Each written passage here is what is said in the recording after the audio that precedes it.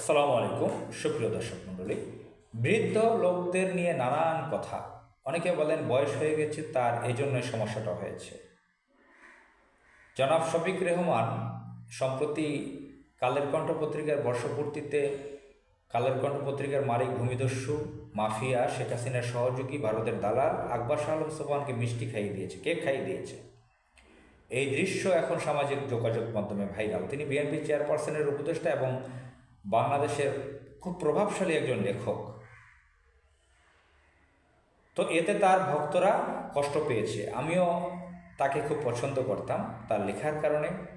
তাকে পছন্দ করে বিশ্বের বাংলা ভাষার অনেক ব্যক্তিরা। পিনাকি ভট্টাচার্য সেও খুব নিন্দা জানিয়ে একটি পোস্ট দিয়েছে, দুঃখ পেয়ে, কষ্ট পেয়ে। লন্ডনে রেজা আহমদ ফয়সাল চৌধুরী তার সম্পর্কে আমাকে কিছু কথা বলেছিলেন অনেক দিন আগে, উদাহরণ দিয়ে। সেটাই আমার মনে হচ্ছে মিলে গেল শফিক রেহমান সম্পর্কে।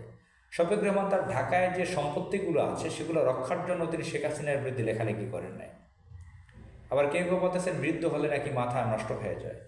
কিভাবে শেখ হাসিনার সহযোগী মাফিয়াকে তিনি কেক খাইয়ে দিতে পারেন?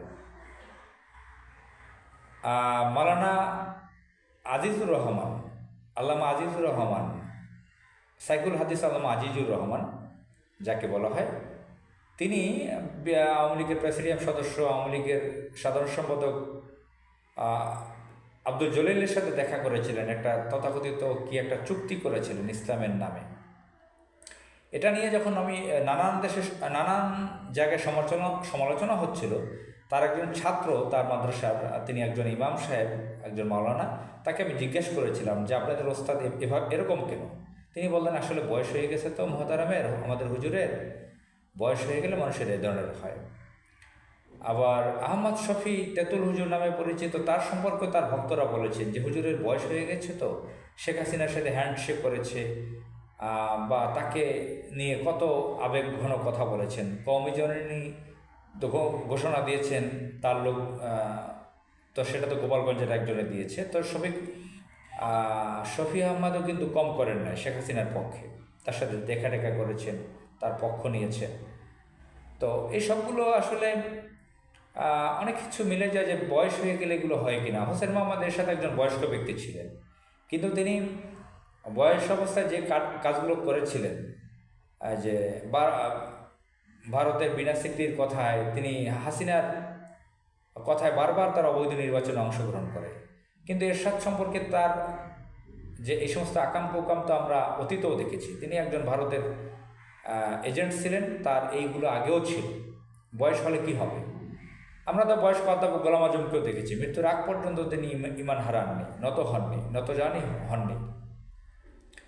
আমরা অনেক বয়স্ক লোক, মতিউর রহমান নিজামী, আল্লামা দেলোয়ার হোসেন সাইদি যাকে বলা হয়, মাওলানা দেলোয়ার হোসেন সাইদি শহীদ, তিনি জেলে ছিলেন। তিনি তো বয়স হয়ে যাওয়ার পরও তিনি ইমান বিক্রি করেননি, ইমানকে শেষ করে দেননি।